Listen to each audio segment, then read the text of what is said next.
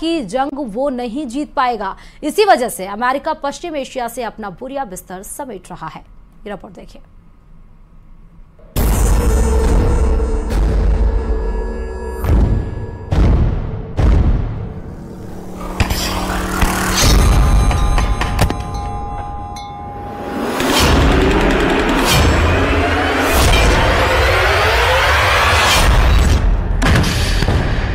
Iran के war game का पूरा प्लान सामने आ गया है।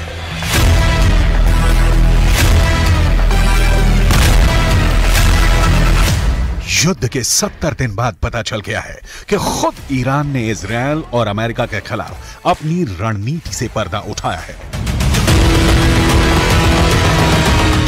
ईरान ने बता दिया है कि उसका अगला वार क्या होगा, कहां होगा और कब होगा। ईरान ये तो पहले ही कह चुका है कि पश्चिम एशिया में बहुत बड़ा धमाका होने वाला है। ऐसा धमाका जो कयामत ला देगा, जो सब कुछ मिट्टी में मिला देगा, जिसे ना इजरायल रोक पाएगा ना अमेरिका।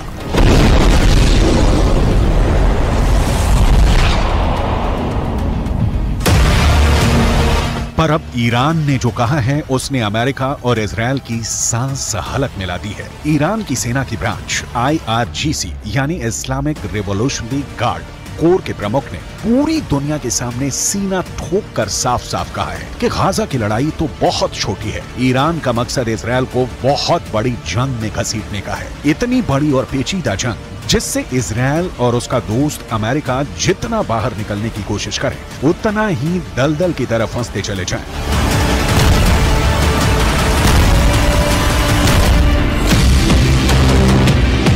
ईरान के इस वॉर गेम में तो गाजा बस एक शुरुआती पॉइंट है। ईरान की साजिशों का जाल गाजा से शुरू होकर इजरायल के पड़ोसी देशों लेबनान, सीरिया, इराक और इजरायल के दक्षिण में मीलों दूर बसे यमन तक फैला हुआ है। ईरान गाजा में तो हमास के पीछे खड़ा ही है, वो लेबनान में चरमपंथी संगठन हिजबुल्लाह से भी इजरायल पर हमला करवा रहा है। और इजरायल के दूसरे पड़ोसी देश सीरिया में तो खुद ईरान मौजूद है, उसने वहां से इजरायल को घेर रखा है। सीरिया और इजरायल के बीच भी आए दिन हवाई हमलों की खबरें आ रही हैं। और कुछ वक्त पहले इस लड़ाई में ताजा एंट्री हुई है यमन के हूथी विद्रोहियों की। अमेरिका ने अपने एयरक्राफ्ट कैरियर, लड़ाकू विमान और मिसाइल डिफेंस सिस्टम पश्चिम एशिया में तैनात किए, तो ईरान ने यमन में अपने समर्थन वाले हूथी विद्रोहियों को इजरायल के पीछे छोड़ दिया। हूथी विद्रोही फिलिस्तीनियों का साथ देने के नाम पर इजरायल पर मिसाइल छोड़े जा रहे हैं। हूथी विद्रोहियों ने तो यमन के बगल में मौजूद लाल सागर को भी जंग का अखाड़ा बना दिया है। वो वहां से गुजरने वाले हर जहाज पर हमले कर रहे हैं।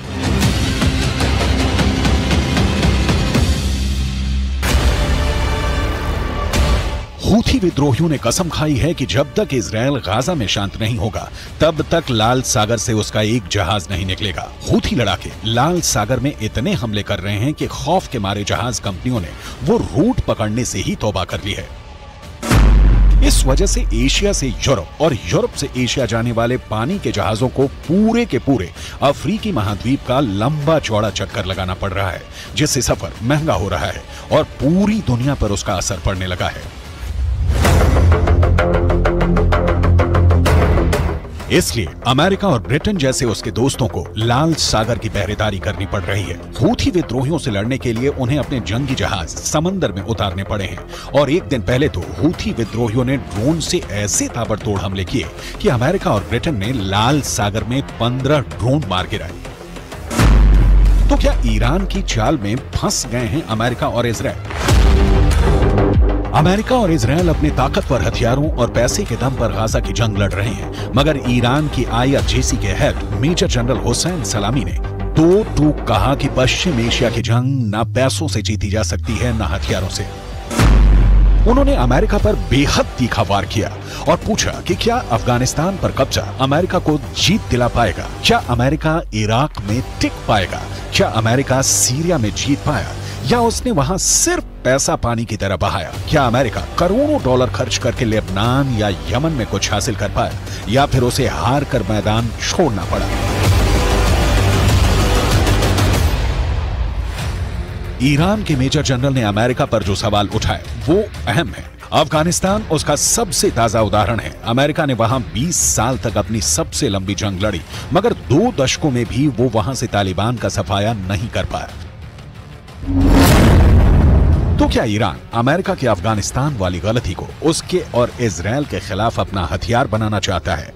क्या गाजा को इजराइल के लिए अफगानिस्तान बना देगा ईरान?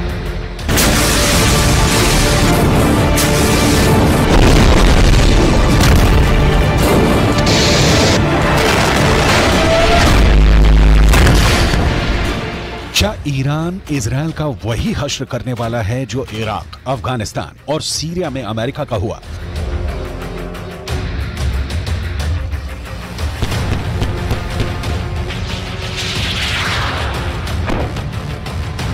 ये सवाल इसलिए क्योंकि जिस दूसरे विश्व युद्ध के बाद अमेरिका सुपर पावर बनकर उभरा, उसके बाद वो मुश्किल से ही कोई अहम जंग जीता है। अमेरिका के साथ मुश्किल यह है कि वो एक साथ दुनिया के अलग अलग कोनों में कई मोर्चों पर लड़ रहा है।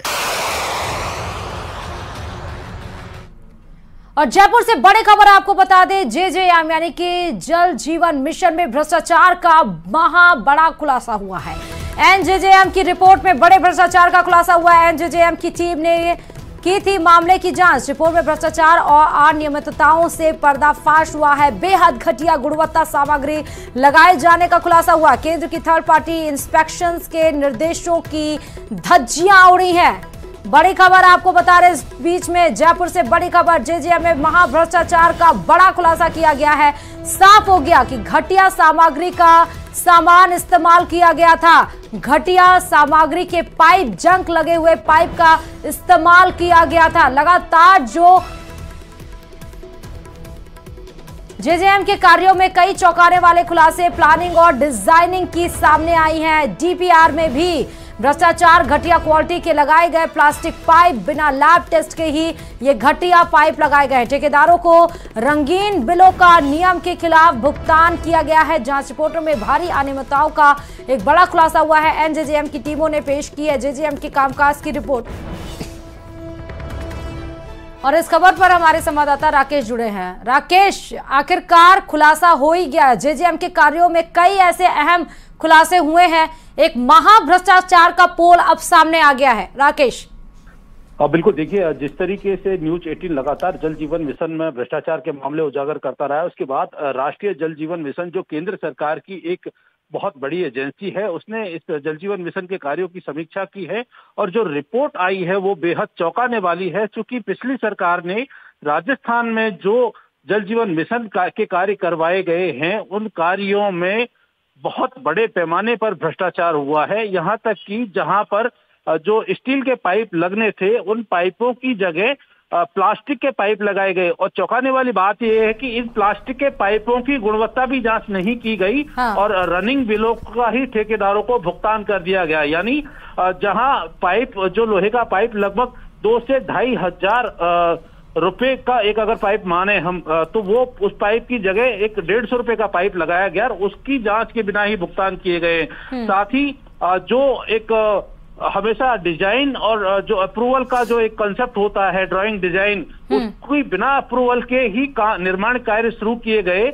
यानी जो नींव रखी गई जल जीवन मिशन के कार्यों की, उनमें भी भ्रष्टाचार सामने आया है। जल जीवन मिशन के कार्यों के लिए एनजेजेएम की टीम ने राजस्थान के कई जिलों का दौरा किया। उन तमाम जिलों में जब जांच की गई तो ये सामने आया कि इस भ्रष्टाचार में सिर्फ ठेकेदारी शामिल नहीं थे, बल्कि जलदाय विभाग के उच्च अधिकारी भी शामिल थे। क्योंकि जिस तरीके से भुगतान किया गया है कार्यों का, वहां पर थर्ड पार्टी इंस्पेक्शन के दिशा निर्देश जो है केंद्रीय जल शक्ति मंत्रालय ने जारी किए थे और थर्ड पार्टी इंस्पेक्शन के बाद ही इन बिलों का भुगतान होना था। लेकिन यहाँ राजस्थान में जो निर्माण कार्य हुए हैं, उनकी जांच के लिए थर्ड पार्टी के लिए मैन पावर ही नहीं था। यानी बिना कार्यों की गुणवत्ता, बिना निर्माण सामग्री की गुणवत्ता की जांच के ही जो अधिकारियों ने ठेकेदारों को बिलों का भुगतान किया है। इसमें सबसे बड़ी बात यह है कि जिन फर्मों को ब्लैकलिस्ट होना चाहिए था, एनजेजेएम की टीम ने अपनी रिपोर्ट में लिखा है कि ऐसे ठेकेदारों को जो विभाग के अधिकारी और संबंधित एजेंसियां हैं, उन्होंने जो है कहीं ना कहीं बचाया है और उनके साथ उनकी मिलीभगत संलिप्तता भी सामने आई है। जो पाइप लगाए गए हैं, डीआई पाइप, और जो एचडीपी पाइप है उन पाइपों के लिए जो फैक्ट्री के दिशा निर्देश थे कि क्या कुछ वहां पर होना चाहिए था, किस तरह की गुणवत्ता मेंटेन करनी चाहिए थी, वो भी उन फैक्ट्रियों में नहीं पाई गई। तो लगाई गई निर्माण सामग्री में तो बिल्कुल ही नहीं पाई गई है। राकेश, यानी इसका मतलब ये है कि इतना बड़े सीमा पर भ्रष्टाचार और किया गया है और इसीलिए जब बारिश या मौसम खराब होता है तो जीवन लोगों के अस्त व्यस्त हो जाते हैं, सड़कों पर पानी जल भराव की समस्या आने लगती है। बहुत बहुत शुक्रिया राकेश तमाम जानकारी देने के लिए इस खबर पर। तो जेजेएम में महाभ्रष्टाचार का महाखुलासा हुआ है। नेशनल यानी कि केंद्र जल जीवन मिशन ने